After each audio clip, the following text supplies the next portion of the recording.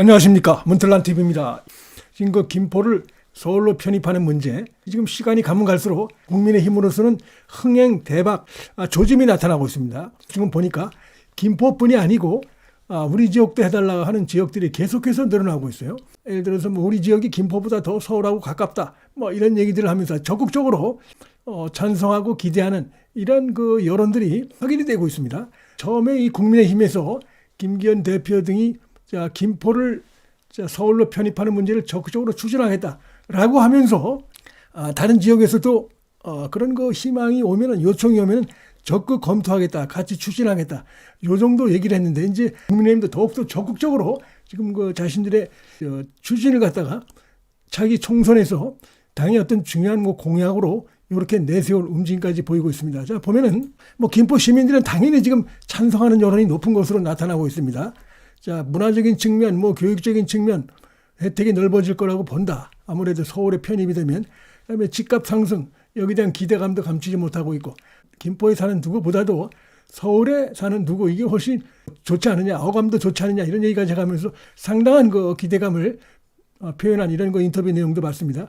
광명도 사실상 뭐 서울 바로 옆에 붙어 있는데, 광명 쪽에서도 우리야말로 우리 지역이야말로 서울에 편입돼야 된다라면서 아주 이번 국민의힘의 움직임에 대해서 아주 적극적으로 지지하는 이런 움직임 보입니다. 여긴 전화번호도 서울하고 서울 전화번호고 다리만 건너면 서울이다. 그러니 광명이야말로 이번에 같이 서울로 편입되는 이 부분에 대해서 검토가 이루어져야 된다. 이런 얘기들이 나오고 있어요. 구리 시민도, 구리도 똑같은 얘기를 합니다. 구리시가 사실은 김포보다도 서울에 접한 길이가 더 길다라고 하면서 서울 구리구로 하는 게 맞다. 지금 서울 김포구로 하겠다는 것인데, 서울 고양구, 서울 구리구, 뭐 이렇게 아주 상당수의 그 주민들이, 국민들이 서울로 편입하는 것에 대해서 상당히 쌍수를 들어서 환영하는 이런 목소리가 나오고 있어 한편으로는 놀랍다. 자, 이런 생각이 듭니다. 그러니까 잠재적으로 서울이 아닌 이 경기도 외곽 지역에 살고 있다라고 하는 그런 부분이 하나의 그 스트레스로 머릿속에 잠재돼 있었다, 이렇게 볼 수가 있겠죠. 서울 인근에 이 경기도 중에서도 서울에 붙어있는 위성 도시들, 사실은 서울에 살다가 여러 가지 문제 때문에 밀려난 이런 사람들이 상당히 많은데, 희망 뉴스로 이렇게 좀 다가가는 게 아닌가, 이런 생각이 들고 상당히 예상보다도 빠르게 그다음에 긍정적인 이런 반응들이 나타나고 있습니다. 그다음에 뭐 여기 중랑구, 여기 이제 서울 내에서도 서울은 반응이 어떨까, 이렇게 이제 설왕설래가 있었는데, 경기도에 있는 위성도시들하고 붙어있는 이 서울의 외곽도시들, 뭐 중랑구라든지 강서구라든지 몇몇 이런 지역들도 반대하지 않는 이런 목소리들이 나오고 있습니다. 그동안은 자기들이 서울의 외곽 지역에 속해 있었는데, 자신들이 어떻게 보면 서울의 중심부로 들어오는 이런 그 감이 있는 것이죠. 왜냐하면 서울이 넓어지다 보니까. 그래서 이쪽에서도 반대하지 않고 찬성하는, 좋게 보는 이런 목소리까지 지금 나타나고 있습니다. 근데 이것이 이제 역시 정치적으로 어떤 영향을 미칠 것인가, 이게 가장 중요한데 상당한 영향을 미칠 것으로 보입니다. 예상되는 희망을 피력하는 지역들, 또 만약에 이제 인근에 이런 걸 위성도시들 서울로 편입한다고 하면 거론되는 지역들이 뭐 김포뿐이 아니고 고양, 구리, 하남, 부천, 광명 등등 나오는데, 지금 보면 지난 20대 총선에서 여기가 이제 14석인데 더불어민주당이 싹쓸이를 했습니다. 정의당은 한석, 국민의힘은 한석도 없습니다. 국민의힘은 빵석입니다. 그렇기 때문에 이런데 현재 이제 국회의원들이 전부 그 민주당 소속들인데, 이들이 지금 말도 못하고 지금 뭐 냉가슴 앓고 있는 것이죠. 주민들은 지금 서울로 편입되는, 행정구역상으로 편입되는 여기에 대해서 상당히 그 긍정적인 이런 반응을 보이고 있는데, 자기들도 그걸 따라가자고 하니 국민의힘의 주도권을 뒤따라가는 게 되고, 반대하자니 이 주민들 눈치 보이고, 그래서 이러지도 저러지도 못하고 있는 이런 상황이다. 앞으로 국민의힘이 칼자루를 쥐었다, 총선에 칼자루를 쥔 모양새다. 자, 이렇게도 볼 수 있을 것 같습니다. 상당히 이게 지금 엄청난 의석수입니다. 이게 한쪽이 의석수를 갖고 있다가 여기서 상당수가 빼앗기고, 그 다음에 국민의힘이 이걸 갖다 가져간다 그러면 격차라는 것은 뭐 엄청나게 벌어지는 것이죠. 특히 수도권에서 그런 상황이 나타난다고 하면은 일당이 뒤바뀌는 건 뭐 순식간에 바뀌는 겁니다.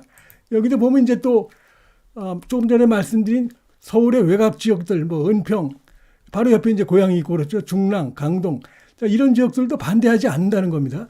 자신들이 그동안 서울의 외곽 지역에 있다 이래가지고 뭐 집값에서도 좀 약간 이제 차별을 받고 이런 게 좀 있다 이렇게 느낄 텐데 이제 이렇게 되면은 완전히 서울의 중심부로 이제 들어가 버리니까 이들이 그리고 그 뒤에 이제 서울의 외곽 쪽이 새롭게 생기는 것이 되니까 여기서도 이번에 이제 이것을 국민의힘이 총선 공약으로 해서 이렇게 내세우고 이렇게 되면은 상당한 그 표심 변화가 있을 수 있겠다. 여기도 지금 보면은 총 16석인데 더불어민주당이 싹쓸이한 지역입니다. 이런 지역들이 국민의힘은 한 석도 없어요. 그래서 지금 뭐 여기 서울에서도 그렇고 경기도에서도 그렇고 이번엔 총선 표심에 상당한 영향을 미칠 것으로 이렇게 일단은 좀 예상을 해볼 수 있는 상황이 아닌가 이렇게 생각이 됩니다. 킬러 콘텐츠다, 킬러 공약이 될 수 있겠다 이런 말까지 지금 나오고 있습니다.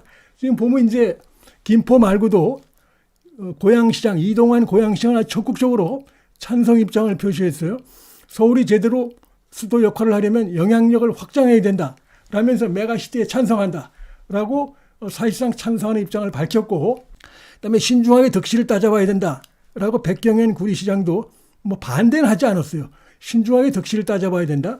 입장을 밝히는 게 부적절하다. 이현재 하남시장. 근데 여기 보면은 뭐 이동환 고양시장도 국민의힘 소속입니다. 근데 여기 지금 4석인가 있는데 전부 다 민주당이에요.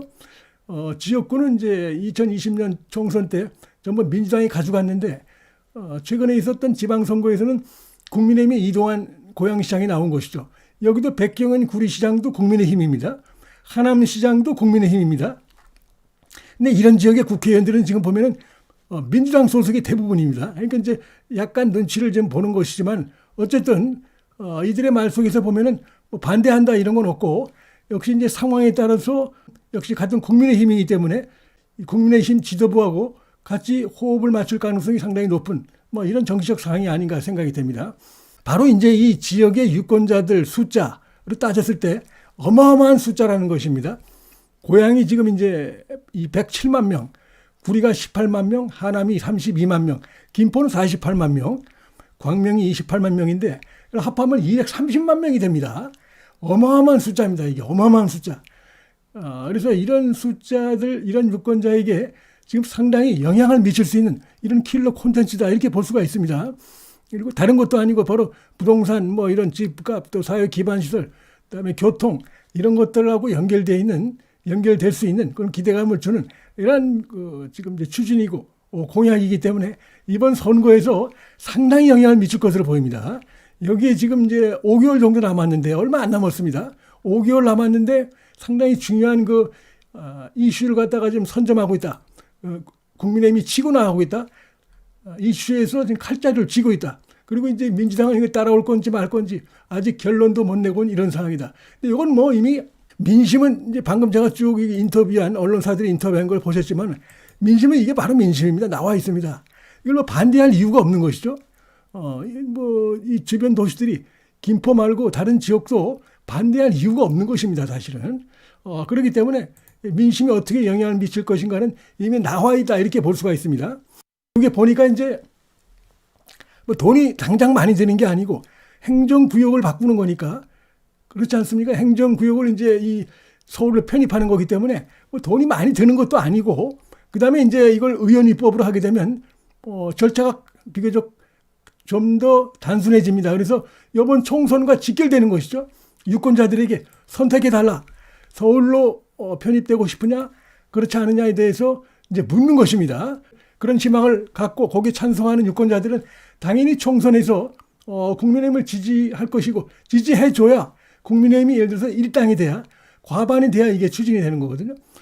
그렇기 때문에 그렇게 해서 국민의힘이 과반이 되면 의원 입법을 하면 뭐 이렇게 오래 걸리지 않습니다. 이거는 추진이 될 수 있는 것이고 뭐 어려운 것도 아니고 어떻게 보면 당장 무슨 뭐 많은 돈이 들어가는 게 아니고 행정 그 구역 명을 바꾸는 것이기 때문에 돈도 많이 안 들이면서 상당히 파괴력이 있는 이런 그 총선 이슈가 아닌가 생각이 되고 이게 보면 좀 더 넓게 보면은 김포에서 여기 이제 두소 의정부까지 이렇게 남양주 의정부까지 쭉 보게 되면 여기까지 좀 영향을 미친다고 보면은 한 20석 가까이 된다. 수도권에서 이것 때문에 지금 민주당에서 지금 속을 끓일 수밖에 없는 이런 상황이 아닌가 싶고 지금 며칠 됐는데 제대로 어떤 반응도 내놓지를 못하고 있는 이런 상황입니다.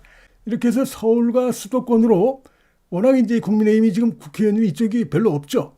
그러다 보니까 이제 인요한 위원장이 영남의 그 스타들이 이쪽으로 와야 된다 이런 얘기가 있었는데 최근에 이 분위기가 반전됐다는 해석이 나옵니다. 공약, 메가시티 추진 거기에 원하는 지자체들 위성도시 수도권에 있는 위성도시들 서울에 인접한 도시들 원하는 경우는 다 우리가 적극적으로 당해서 하겠다라고 하는 이 공약이 나오면서 상당히 이제 분위기가 좀 바뀌고 있다. 그래서